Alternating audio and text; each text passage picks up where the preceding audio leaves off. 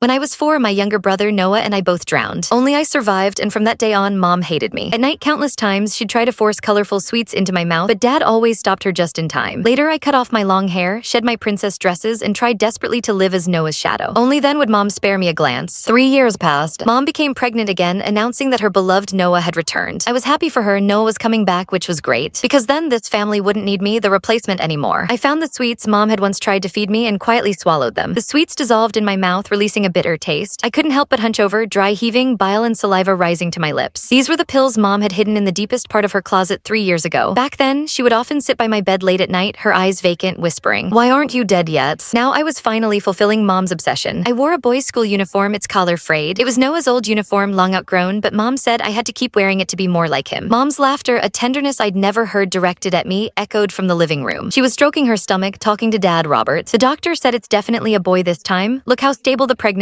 is." Her voice was sickeningly sweet. "Soon, I won't have to look at that blight on our family's face ever again." I wanted one last look at Mom's smiling face. Just as I reached the doorway, Dad saw me first, his brow furrowing. "Scarlett, why aren't you doing your homework?" His gaze swept over my uniform, then quickly flicked away, as if he'd seen something offensive. Mom turned, her smile freezing instantly. "Who told you to come out? Your hair's grown out again. Didn't I tell you to cut it short, just like Noah's buzz cut?" She hurried over, her finger jabbing hard at my head. "Always causing trouble. When Noah is born, if you dare to bother him, I'll break your legs." I flinched back, the red mark on my forehead stinging. The sweets in my stomach seemed to be dissolving, a throbbing pain rising in my abdomen, forcing me to bend over. Dad started to come to my aid, but Mom blocked him. "Don't touch her, she's probably just faking it for sympathy." I bit my lip, saying nothing, slowly retreating to my room. With every step, my stomach felt like it was being twisted by knives. My limbs began to go numb, and even my hands clutching the doorframe trembled uncontrollably. I lay on the bed, my body starting to twitch. The door pushed open. It was Dad, holding a glass of warm water. He placed the glass on my nightstand, hesitating for a long moment before saying, "Scarlett, your mom is pregnant. Her emotions are a bit volatile, so don't take it to heart." I shook my head, but only a weak whimper escaped. Dad's figure began to blur in my vision. Dad sighed, then simply pulled the blanket over me. "Get some good sleep, you'll be fine tomorrow." He closed the door as he left, and silence enveloped the room. I reached under my pillow for the small toy car, Noah's favorite. Most of its paint had chipped off, but I polished it clean every day. Mom said it was Noah's, and I had to keep it safe. Last time, when a classmate tried to take it, I fought desperately, taking a beating to get it back. Gradually, my vision blurred completely. I hugged the toy car tightly and closed my eyes. "Mom, Noah's coming back. You won't have to suffer looking at me, your replacement, anymore. This way, it's truly good." Slowly, I felt the pain fade away. Like a dandelion seed carried by the wind, I floated gently into the air, clearly seeing the small body on the bed. The crumpled school uniform clung to her face as white as paper, her lips an unnatural purplish blue. A smudge of undigested bile still clung to the corner of her mouth, and in her hand, she clutched that small toy car. Mom pushed the door open just as I was looking down at my own hands. They were transparent, allowing the sunlight to pass through them, revealing a photo of Noah. She didn't glance at me on the bed. Click the link in my bio to get the full story for free.